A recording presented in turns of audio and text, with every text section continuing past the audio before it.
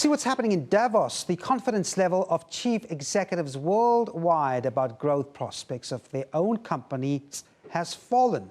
That's according to a CEO survey by consultancy giant PwC.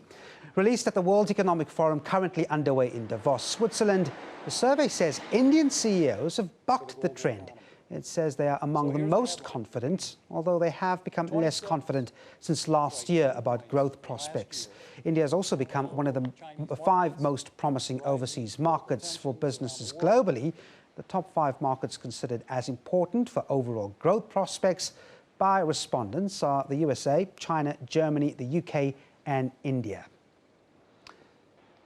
Well, now more from Davos. Frances Hurd is in Switzerland, where the South African delegation aims to sell the country to potential investors.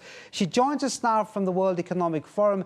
Frances, good afternoon. Sessions officially underway today. What are they focusing on, and anything particularly interesting for South Africa? Well, I think the sessions underway today, Devon, sort of point to the state of the world. So one of them focusing on the refugee crisis in Europe, one of them focusing on cyber threats. And that was quite interesting. Unfortunately, I couldn't attend, but the president of Estonia is so interesting, the small country that leapfrogged many countries in the world by embracing the internet, by embracing technology. People vote online. Everything is literally done online in Estonia, and they're now exporting IT services.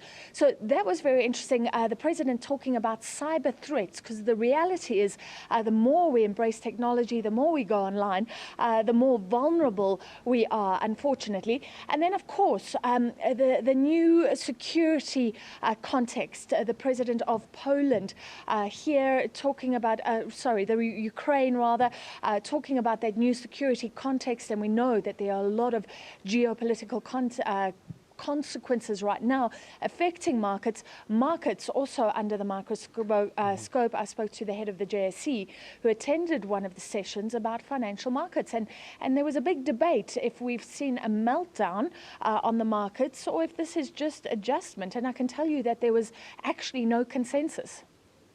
You mentioned the head of the Johannesburg Stock Exchange, Nikki Newton-King there, Frances. What is she doing there? And I believe, like you said, you've spoken to her very, very briefly. Concerns as far as South Africa is concerned in Davos? What has she had to say? Well, she said, she takes quite a laissez-faire approach and says that the JSC needs to do their absolute best to be up with the technology, to give investors an environment where they can make the decisions.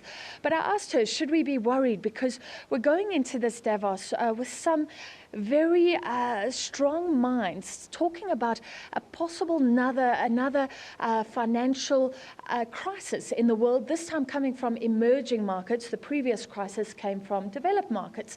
I said, is a crash coming? And she said, she's not willing to speculate about that.